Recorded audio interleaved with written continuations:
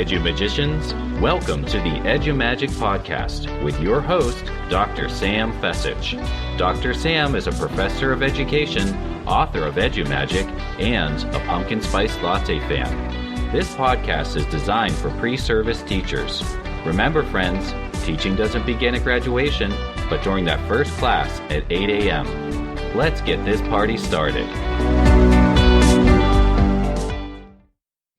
I'm Dr. Molly Ness, host of the End Book Deserts podcast, a part of the Education Podcast Network, just like the show you're listening to now. Shows on the network are individually owned, and opinions expressed may not reflect others. Find other interesting education podcasts at edupodcastnetwork.com.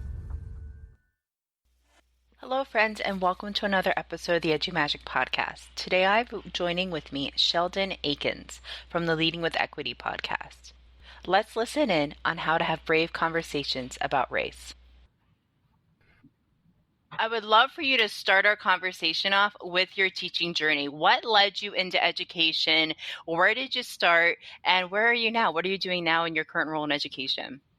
Sure. So 12th grade, that was the year. That was the year when I was like, you know what, I'm going to be a teacher. I had the coolest, when I tell you, Sam, I had the coolest history teacher ever, right? And like Mr. Fielder, I got to give him a shout out. He was able to paint this, like illustrate this picture of history. And it really got me into it. And I was just like loving it. On top of all of that, he was also the basketball coach of the school for the team. And so not only did I have him as a coach, but I also had him as a teacher. And just watching his swag, you know, he was like that cool dude. You just see him in the hallway. And he just had that swag. And I was like, man, I want to be like that. So when I went to college, I majored in education, and it was, I have to give him the credit. It was because of him. That's why I became an educator. So I started off as a history teacher, and I taught middle school and, high school as well. And I taught and I coached basketball. So it was that, I'm telling you, 12th grade was the year. That was when I decided, and I said, I'm going to coach basketball and I'm going to be a history teacher. And those were the dreams that I pursued. And so currently, right now, what I do, I've been a teacher, I've been a school principal, and currently I am a special education director. I work here in Idaho on a Native American reservation, and I enjoy what I do, work with an amazing group of kids, amazing staff that really, it's the motto is, we're a small school, but we're a big family. And that is definitely something that you see every day. On top of all of that, I also podcast, like you mentioned. So I have the Leading Equity podcast, and I'm also the director of the Leading Equity Center. Now, I have several follow-up questions. One, let's talk about working on a reservation. Now, that's not a traditional path people take when they get into teaching or when they start their college career. How did you get started in that? So I had been working. So I got to Idaho after I got my doctorate, and I figured, I'm supposed to be a college professor. That's what I'm supposed to do, right? And so I moved into higher ed, and I was working for a program called TRIO, which is a federally funded program that supports students who would be the first generation in their family to pursue a college degree, or also coming from a limited income background. And so one of the schools that we were working with under our grant was the local school here on the reservation. And so I had been working with the kids at the school, just supporting them with their pursuits of going into college. So I would help them, fill out their college apps and do their scholarship applications and college tours, all the whole nine, and just kind of introduce them to college and careers and those kind of things. But it was kind of like a part-time. So I was working through the university, so I would only come in there once a week to work with the kids.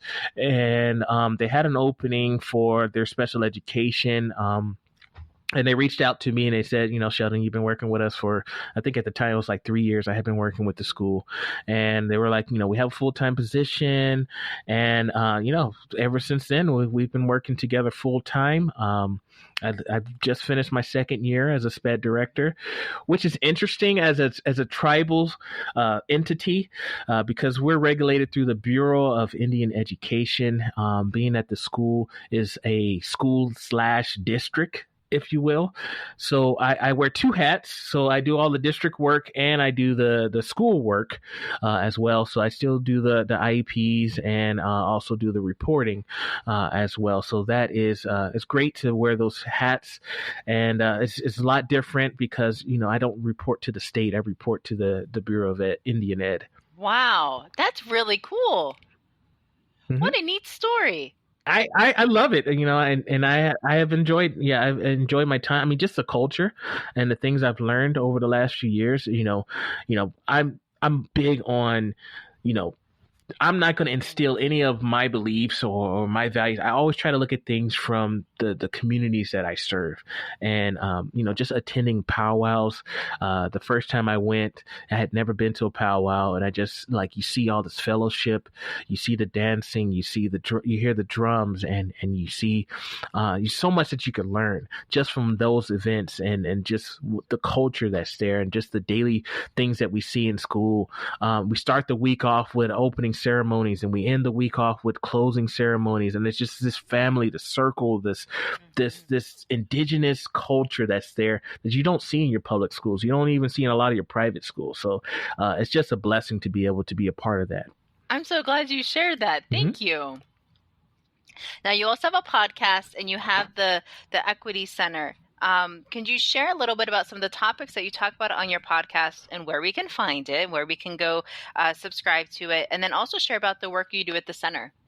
Sure. So, the Leading Equity podcast, I say this pretty much on every episode, but it's a podcast that supports educators with the tools and resources necessary to ensure equity at their school. And that's very important to me. And me often, and no disrespect to other podcasters out there, especially those in the educational space, but I typically try to cover topics that I don't necessarily hear on other podcasts, educational podcasts. So we talk about race, we talk about ethnicities and language and culture, and we talk about how to support all learners.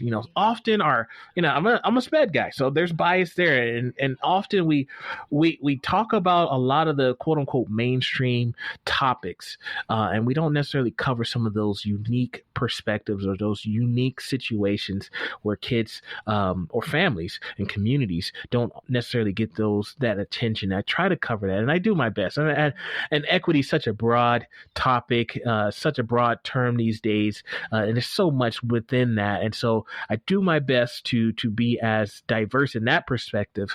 But heavily, I would say primarily you would see more on the racial equity side of things when it comes to equity. And I try to be current. So, a lot of the most recent episodes have been related to either COVID, supporting our students on digital access, supporting our students when it comes to, should we be grading right now? There's those kind of conversations, and then conversations dealing with Black Lives Matters and George Floyd and some of the other, just think racism in general. Those kind of things that we've been kind of discussing lately, and that's kind of what we do on the podcast side.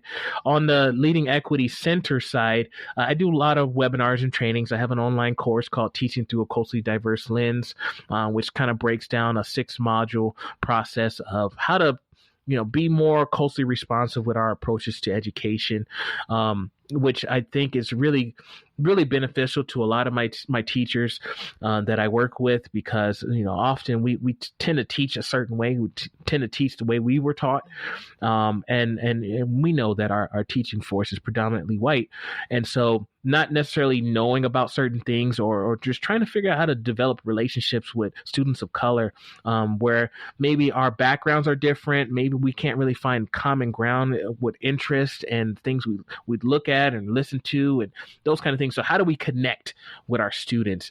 To me, is very important. And so, that information is what I give out. So I try to send out a lot of free resources. In addition to, I have some resources that are paid, but I just do my best to support our educators as best as possible. And one of those great free resources that you tweeted out recently was the Framing Brave Conversations about Race and Ethnicity PDF. What are some ways that we can start having these conversations about race and ethnicity with our colleagues or with our students? How can we, as future teachers, because that's pretty much the audience on this podcast, how can we start having those conversations and getting comfortable with being uncomfortable? I love that you asked that question, and I'll tell you why this resource was sent out, because I've been speaking to folks and I've been on social media and like, y'all have to say something. Like, how can you watch George Floyd get choked out? Like, how can you watch that video? He's calling for his mom. He's saying, I can't breathe. And it's 8-9 minutes. And if you can watch that video and not feel any kind of way, then to me, I mean, the human side of things, I would have to question your humanity. And so when we are thinking about the influence that our educators have, whether you're a future educator or you're a current educator, then more than likely, when we look at, again, our demographics, I think over 50% of the student body is students of color. So there's a high possibility that you will have at least one Black student in your classroom, in your school, at least one brown student in your classroom, in your school. And so when these challenges that impact us, our communities, if we don't say anything, that means a lot. That says a lot, actually, because it speaks volume. It speaks volume. So the first thing is, we have to acknowledge, and if we're going down kind of like the list of what I put together, is we have to respect preferences and honor everyone's experiences. Just because we've never personally been impacted by discrimination or prejudice or racism, maybe those things have not been part of our life. It's part of a lot of your students' daily life, part of their daily practices.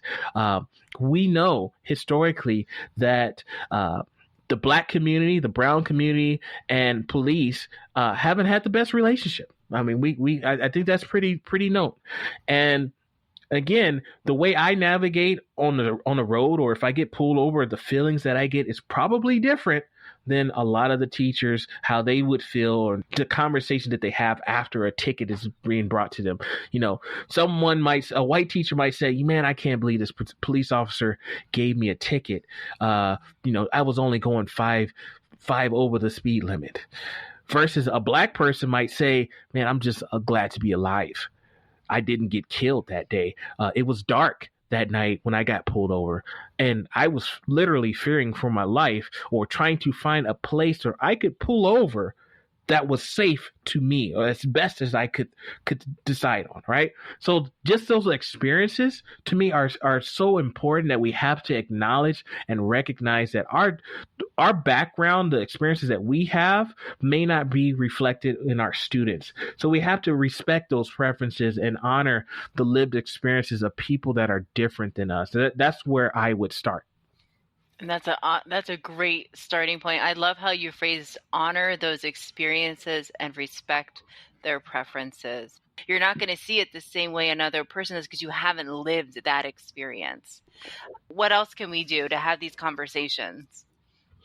So the next thing is, so once we recognize and acknowledge that, again, we honor someone else's experience, and we have to acknowledge our own biases and privileges that we have. And I believe that we all have some form of privilege, whether you're Black, you're white, whatever your ethnicity, whatever your your identity. There is some sort of privilege that you might have. Some people believe that, oh, well, I didn't grow up rich and I'm not affluent, I'm wealthy or whatever, so therefore I don't have privilege. Well, that's kind of a myth of what privilege means. Privilege means, benefits that you have that necessarily you weren't, that you didn't earn sometimes. Sometimes it's just being who you are. There's some sort of privileges, and there's so many different forms of privileges out there. I mean, there's racial privilege, there's white privilege, there's religious privilege, there's gender privilege, identity. If I'm a white male who's straight, Christian, there's some privileges that I have. There's multiple privileges that I have, right? It intersects. So I think we have to recognize that. And anytime I do webinars and I do trainings, and especially if I'm contracted to do multiple trainings, I usually try to start with that self-awareness piece, because often we don't necessarily recognize what privileges we have. We don't always recognize how, as an educator, right? For example, I was doing a webinar with a group last week, and they were talking about, when I talk to my students, sometimes I forget that me saying, hey, I just went on a cruise over Christmas holiday, or I just went on a ski trip at, some big name ski resort, how that might impact some of my students and how that might make them feel. Now, it's not that I shouldn't share, my fun experiences, but we also have to keep in mind, the way that we deliver that message, that communication, the way we share some of our experiences. Just having a college degree for us as educators can make a difference sometimes with our student body and their family backgrounds. And again, I've done work as a college and career advisor, and I've met with families where college wasn't even a thing. That wasn't an option, versus some families where from the day they were born, almost they had on their alma mater shirt and they were visiting campus, and just kind of that was always ingrained in that child's life that they were going to go to college. So we have to recognize those biases and privileges. A good resource, a couple resources that I would recommend, if you're into reading, a good book is Blind Spot, which is hidden biases of good people. So those future educators, if you're looking to learn more about those blind spots, you can look into that. And then also the implicit association test is also a good resource as well. That's a free resource. You can take that test online. That's excellent. And we'll have Dr. Sheldon's PDF on the show notes as well, so you can just click right on that implicit association test. And I'll also have a link to the Blind Spot, Hidden Biases of Good People. Thank you. That's great. And we're only like 15 minutes in the episode, and this is awesome resources. The next one, though, that you talk about, and I've seen this all over social media, is don't have the other person teach you everything about their race or culture.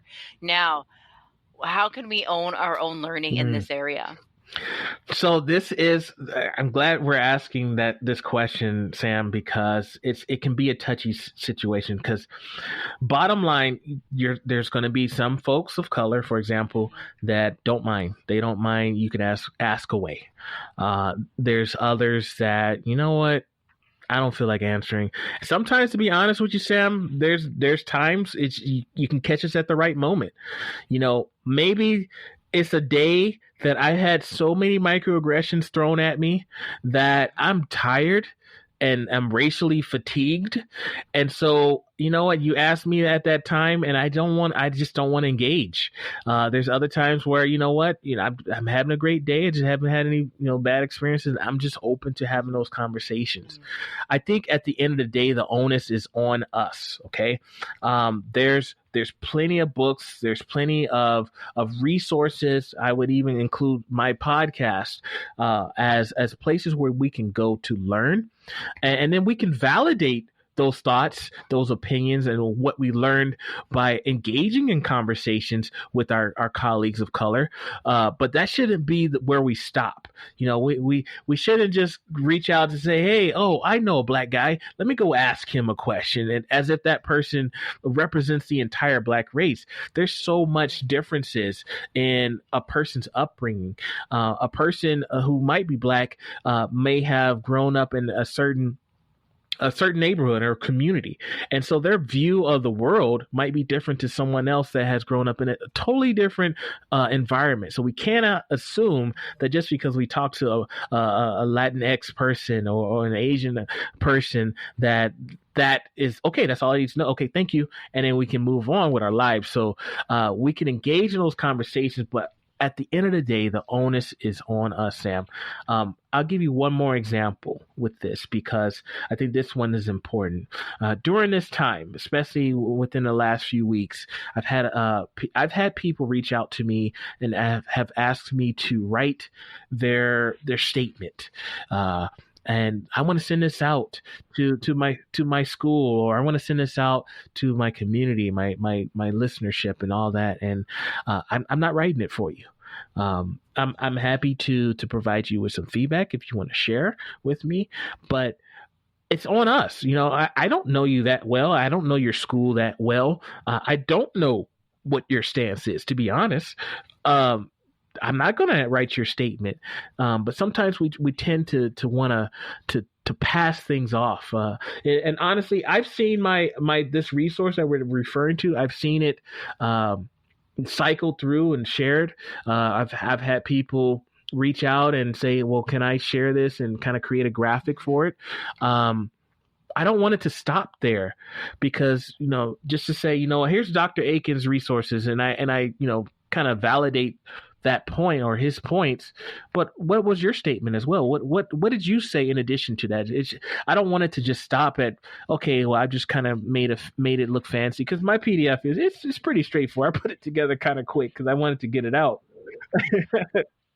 But I don't have all these pictures behind it, and I've seen it done with several different. I've seen several images, and I would encourage folks, especially those who have done that, to also couple that with their own statement as well, because we want to know how you feel. Especially if you're a white educator, I want to know how you feel.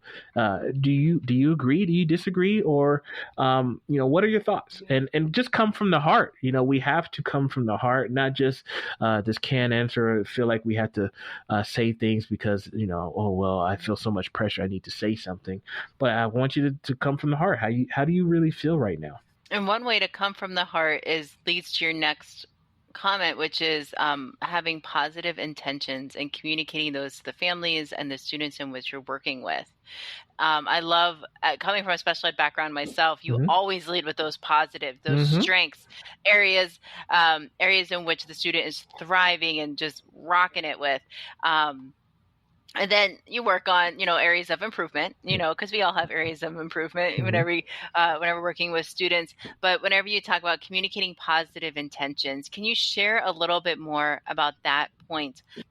Yeah, bottom line is we can't assume just because we're an educator and there is that level of authority that folks will open up to us and share with us, their innermost, thoughts and the experiences that they have. We still have to develop those relationships, and we can't not assume that folks believe that what we're preaching or what we're saying has the best intention. A lot of communities and people that I've talked to say, you know what? I really like my teacher, but honestly, I feel like, they're looking at me, like looking down on me as if they're swooping down to save me. And, I'm not asking for your handouts. I don't want you to feel bad or feel sorry for me. I want you to have empathy. But I want to know that it's genuine empathy and not you telling me something because you feel like I need to hear it, or, you giving me your last dollar, but you're at the same time, you want to take a quick selfie with me as you're passing me that dollar. Or, I've seen a lot of protesting going on, and with Black Lives Matter, and folks are out there with their signs, and to me, some of it just looks like photo ops, where it's not even a selfie. It's like someone, like, you handed that person a camera, your phone, and you're posing to take. Hey, look at me! Right. I'm out there. Right. How genuine is that? And sometimes I question that when I see some of those posts. It's like, you took like 10 pictures of you marching, yelling, you're doing your thing.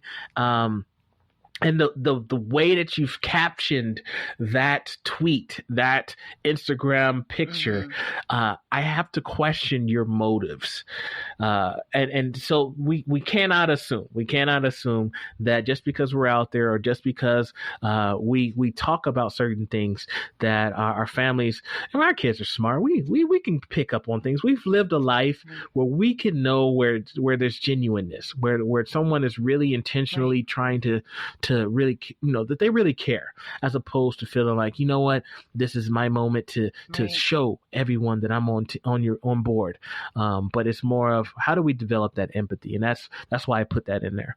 As we're going through this PDF, and you're sharing these strategies, these resources for our future teachers to look into, I think then the next two here kind of go hand in hand with avoiding assumptions and rejecting colorblindness. I love how you have on here, do not neglect to celebrate your differences.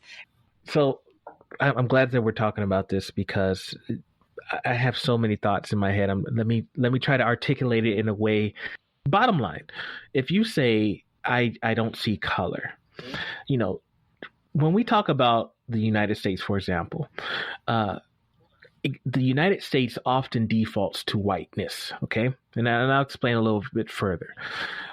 We often typically don't say Caucasian American or white American, but when we refer to people of color, it's Asian American, it's Black, African American, it's Mexican American. There's always that explainer first, and then we'll say American. But often we default to white as just American. Typically, if you see someone of color, or a white person, for example, maybe, we don't always ask, well, where are you from? What? And when we say where are you from, that often defaults to what state are you from, or what city are you from. But people of color, if you have an accent, or if you have just, you seem out of place, if you will, for a lot of people, and they'll ask you, well, where are you from? I live in Idaho, Sam, and folks are always asking, are you from? Like, are you from Idaho? So it's just it just defaults to whiteness. And so when people tell us, well, we don't see color and I treat all students the same, then it makes us feel like our differences don't matter to you. And you're just so used to living in an environment where everything is kind of used. You have these privileges, as white privilege, for example, where you're used to living in a neighborhood where people look like you, and choosing to be able to live in a neighborhood where people look like you, or more than likely your supervisor kind of looks like you, or the music you listen to, the TV shows, all these things, the articles that you read in a newspaper or watch on the news, and how some of those news stories refer to your white communities versus Black communities or communities of color in general, and how those news pieces are portrayed. So when we say we don't see color, then it feels like you're erasing what makes me unique, or what makes me different than you. And so that's not a way that we want to go. And honestly, there are things that are impacting our communities of color that I think that we need to address. I'll give you another example. When we talk about Black Lives Matter versus All Lives Matter, which that could be a whole nother podcast, Sam. I don't know how much time we have, but just the fact that Black people have to argue that we matter, and we're not saying that all lives don't matter. They do matter. They do. All lives do matter. But we're talking about police brutality, and we're watching we're watching video footage, and this is what we're watching, not including all the footage that hasn't been out on social media, but all the instances of police brutality that has impacted our Black and brown communities. And if you're just saying, you know what, all lives matter, actually, Black lives don't matter. No, all lives matter. Then again, that's that default. And it's like, well, we're not saying that all lives don't matter. We're just saying that our lives matter as well, and we're being treated as if it doesn't matter. And when you say that, when you back that up with all lives matter, then it's just more, you're perpetuating that whole mindset that we don't matter, that what's happening in our communities is not a challenge. I had an email that was sent to me the other day that someone said, I enjoy what you're doing and I love what you're saying, but we need to also keep in mind that, our Latinx communities, our Asian communities, our indigenous communities are impacted as well. And I said, I totally agree with that. But currently, we're talking about George Floyd was just murdered on the street. So should that be a moment where I say, I shouldn't talk about that because there's other communities of colors that are impacted. There are women that are being impacted. There's LGBTQ communities that are being impacted. Should I just not say anything because I'm not being inclusive, or should I consider the moment when issues with DACA or our South American were trying to leave their country to come to the United States for safety, and the way that the customs the U.S. customs were treating the community? Should we have not said anything during those times and just, no.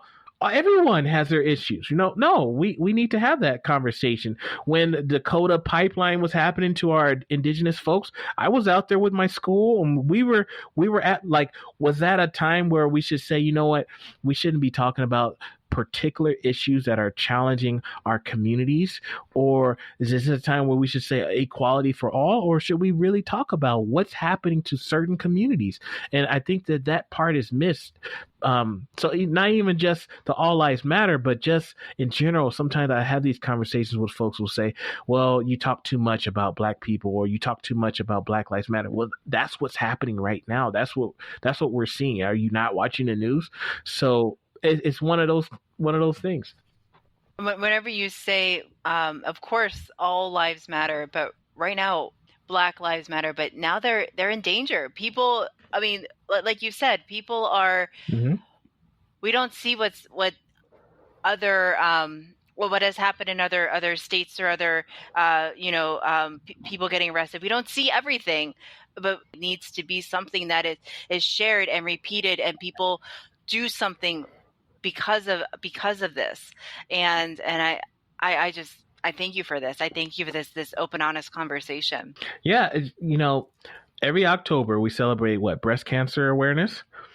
Should we say no, all cancers matter?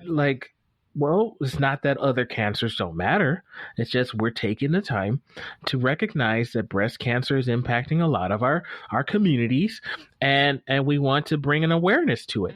Mm-hmm. But I don't see protesters on the other end. I don't see advocates on the other end saying all cancers matter. Right. I've yet to see that. Right. Maybe it's happening. I just haven't seen it.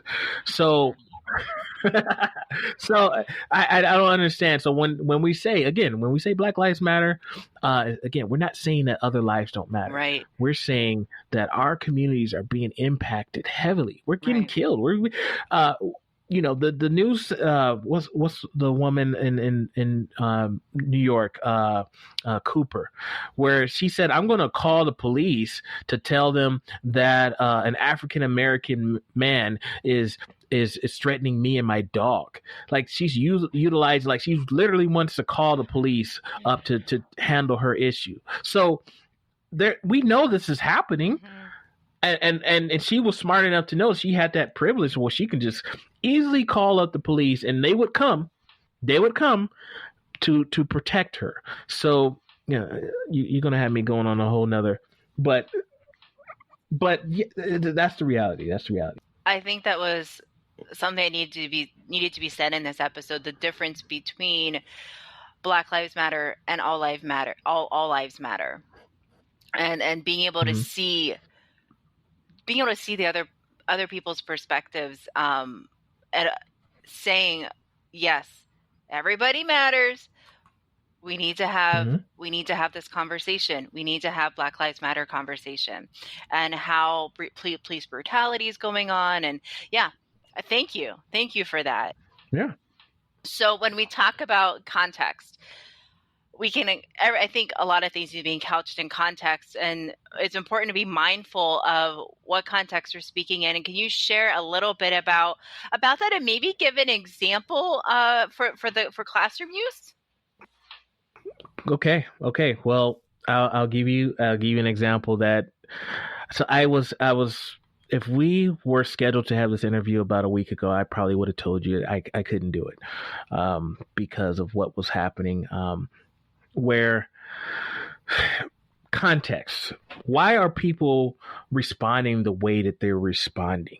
Okay. So when we think about, we saw a lot of rioting, we saw a lot of looting happening, and folks were like, "Oh, this is not the way to go. This is not how you're supposed to protest. This is not the right way. You'll never solve anything. Violence doesn't solve anything." But and first of all, I'm not going to riot. Okay, I'm not a rioter. But I understand. I understand. We think about context. You have a group of people who, well over 400 years, have continued to just matter, right? Just to matter, right? And we've taken knees. That hasn't been gone well, right? Apparently, taking a knee is not the right way. That's peaceful, right? Okay, so we've marched down the streets. We've gotten beat up as a result. Had dogs sicked on us. We've had the fire hoses turned on us. We did, quote unquote, what you said was the right way, right? But still, and folks want to bring up Dr. King, and okay, well, Dr. King, and there was progress made, but we're still talking about we're still talking about civil rights right now. So when you have a group of people that have continued to be mistreated, targeted and hunted down and treated as if animals, less than animals. You had folks that were watching a video of Amy Cooper with her dog, and the way her dog was kind of, it looked like the dog was getting choked around. And you have folks that were more upset with the way she was treating the dog than her phone call to 911, right? Oh, come on. We're not even always treated as human. And so, can you not understand, if you have a child, Sam, if someone did something to your child and hurt your child, and would your first reaction be to go stand on a street and hold up a sign, or would your first reaction be to march and protest, or would you want to maybe and you don't have to answer this question, but my point is, we have to keep in mind, if this happened to you, how would you feel if it happened again? If it happened again, if it happened again, you know what I'm saying? How would you feel? So we have to keep that in mind. So let's translate that into the classroom. So again, I am not saying let's go burn everything down. That is not what I'm saying. I'm just saying I understand why folks are upset, and I'm upset too, but I understand why folks are choosing to go that route. So let's put that into the classroom, okay? When we consider our students who historically have been taught a colonial approach to education, our educational system was not built for people like me. I wasn't allowed to read or write or attend school. Matter of fact, folks like me were killed for learning how to read. For knowing how to read, we were killed for that. Okay, so our educational system was built a certain way. It was primarily built for white males. That traditional practice, that colonial mindset, has continued on into 2020. We're talking about right now. A lot of that stuff is still there. So when we are teaching in our classrooms and we're not looking at the individual, but we're looking at, okay, this is my assessment, this is my lesson plan, this is the content, the standards, this is what I'm supposed to cover, blah, blah, blah. And I'll throw you even in the special education. I mean, we could have a whole conversation as from what I have seen, right? So when we think about our individual students who have historically not been provided, and that's why a podcast, but have not been provided a fair shake, where our school systems are built primarily for our Christians, those who are Christian. Okay, you get a leg up. There's that privilege there. If you're non-Christian, then there's a way that, you know, you're looked down on. A lot of the policies and the systems that we have set up, dress code policies, our discipline policies have impacted a lot of communities that aren't part of that dominant culture. So we have to keep that in mind when behaviors start to arise a certain way, or what we have subjectively thought behavior has been, right?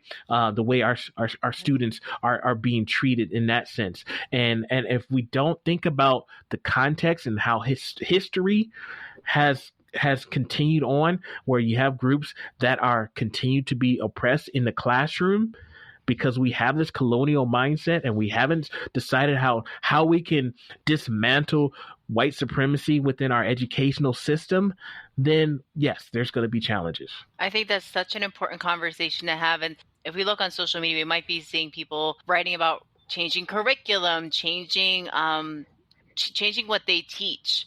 Would you have any resources for educators to go to bring in perspectives into their classes that if we go up to our first conversation piece where it talks about bringing in other people's experience into their classrooms? Do you have any resources that people can go out to start bringing in other perspectives, other viewpoints into their classrooms? I'm a big fan of Zaretta Hammond's work, Culturally Responsive Teaching and the Brain. That's a great place to start. It's a read that if you're brand new teacher, if you're just getting started, it's good for you. If you're a veteran teacher, it's good for you. So I'm an advocate for her work.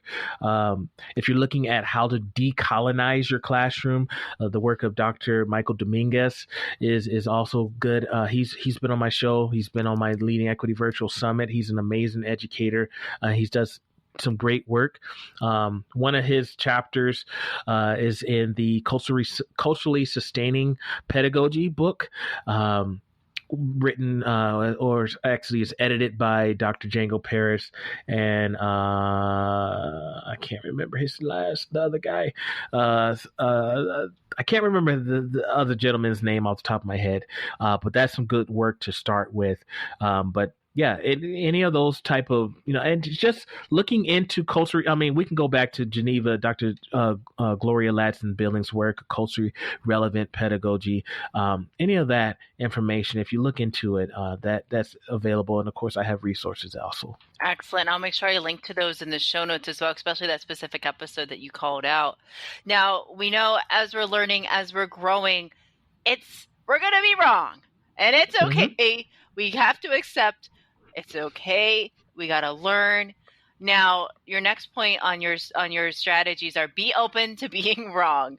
And I know as teachers, that might be difficult. But let's talk about this one. How can we work through this one, being open to being wrong?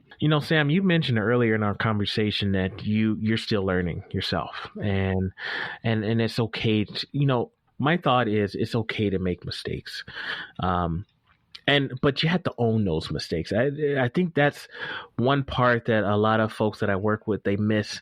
If you get called out, rather than saying, trying to be defensive, but listen to it, reflect on it. Oh, okay. Thank you for bringing me that. Thank you for sharing. I'm learning. I'm trying. I'm doing my best. I think if you're open to that, but often what happens is if you're a white educator, you may make a comment, especially if it's racially based comment, in support of something, but maybe there's something that you said that someone reaches out and say, hey, such and such, maybe you should have said it this way. And we get defensive and we're like, oh, no, I didn't mean it that way. But listen to it. be open to it. I make mistakes Right. all the time. Everybody does. That's how I've we learn. Yeah, I've changed my language with certain things. I'll give you an example. I've always said English. What is it? English language learners or English learners. And someone said, you know what, Sheldon? Have you considered using emerging multilingual or emerging bilingual? Because when you say English language learners or English learners, you're number one, you're coming from a deficit mindset, and then number two, you're privileging those who are English speakers. You're giving them that privilege. So only in America, if you don't speak English, you can speak 10 languages, but if you don't speak English, you're looked down on. Yeah. Like, how many people really legit would love to be able to speak more than one language? Yet we look down on folks who English is not their first language. And so if we change our mindset and we change the language that we're utilizing, and like that example of, okay, going from English language learners or English learners to emerging multilingual or emerging bilingual students, I think just those little things that we say, and that, again, that was me being open. I've had times where, I talk about, okay, make sure that we're coming at things from an asset-based approach as opposed to talking about kids from a deficit. Oh, this is a slow learner or a low performing or, we utilize this language. And I remember I did a lesson and I said, something about struggling readers. And someone called me out. They're like, wait, this is a asset-based lesson, but you're talking about struggling readers. And so they suggested that I say, you know what, how about you utilize striving leaders or readers or approaching or something else as opposed to coming from a deficit. Oh, this person's behind or this person's struggling or this person's not motivated. Like we utilize this language all the time and not thinking about the connotations that it implies, but most of the time it was what maybe we have learned throughout our own school and our own education, our own experiences, but it doesn't mean that it's right. We can always change. We can be wrong, but if we're stuck on that tradition, we've always done it this way, that doesn't mean that it's right. I like how you said we're always learning, we're always growing, but we can't, if we're called out on it, we can't be defensive about it. We have to hear and really listen to what the other person's saying. And just that small mindset shift with the English language learners, I learned something new. I honestly, when you say like English language learners or learning disability, and you're putting the emphasis on the deficit and not the ability or the strength. Thank you. That was great. I love that. Now, Dr. Sheldon, we're coming to the end of our episode, and we have one more area, and I think this is where I'm at. Starting to get comfortable with being uncomfortable. What are some ways that we can start being comfortable in this space of discomfort and continuing to learn and grow and doing and reaching and trying to be the best teacher that we can be for every student that walks through that door of our classroom? I need to get a commission for Dr. Robin DiAngelo's work, her book, White Fragility. Yes.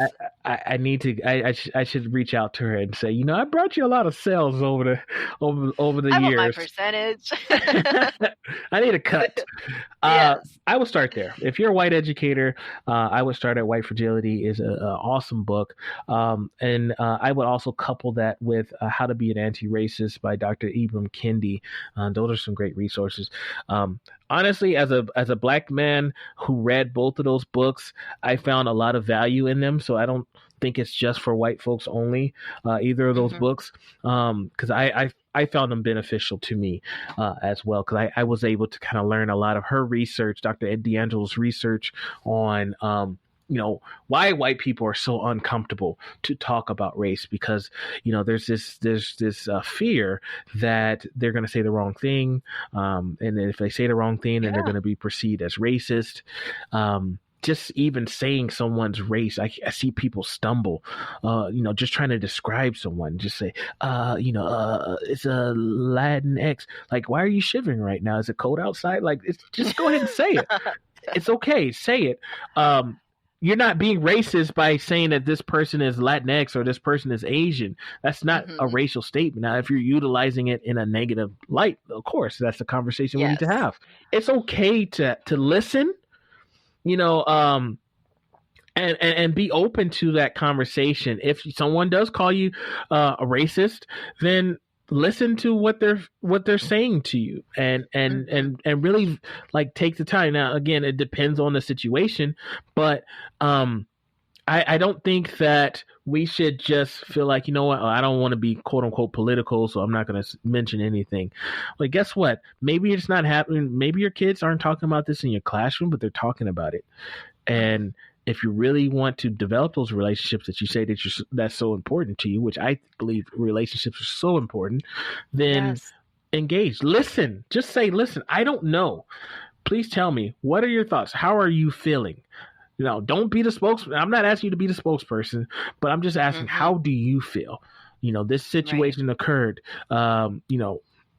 It's heavy on my heart, but I would love to know how you feel about it. And often a lot of the kids and family members will open up to you. They'll appreciate that you took the time to ask them those kind of questions and that you genuinely care and really want to know more.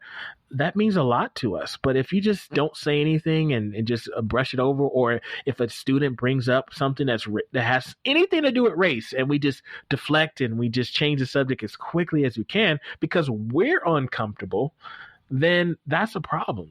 Your kids want to talk about it. Engage in those conversations. I like how you said, listen first, ask those questions. And really, you're right. Relationship is key. If you really want to get to know the students that you're working with, get to know the students that you're working with, get to know every student in that classroom. Thank you so much, Sheldon, for the tips that you provided, for the strategies, for the resources that I need to go back and re-listen to and drop them all in the show notes. Is there anything else you would like to share with our listeners today, to our future teachers, about having these conversations? I just can't reiterate how important it is to have these conversations. That all goes back to, our level of comfort, colorblindness. Please don't be colorblind. And again, this framework that I put together, it's just a tip. It's just a step. This is not a checklist. Okay, I did all of these, all 9 of these. I'm good. Right. No, this is kind of like just, again, educating yourself, kind of getting your feet wet, and engaging in these conversations to try to provide as much support as I can. That's why I put this together. But I don't want it to stop there. 6 months from now, and I don't know when this episode is going to come out, but 6 months from now, a year from now, I don't want this to be a second thought. I want this to continue to be something that we're actively pursuing. Is how can we provide a culturally responsive learning environment for our students, not just in the moment, not just according to current events, but it's something that we embed in our classrooms on a daily basis. Yes. Now, where can we go and subscribe to your podcast? Yes. You can get in touch with me via Leading Equity Center. So www.leadingequitycenter.com. Also, you can follow me on Twitter and Instagram at Sheldon Akins. That's EAKINS. Other than that, just send me a message. I'm happy to respond. Excellent. Thank you so much, Sheldon. This was fantastic. Yeah, thanks for having me.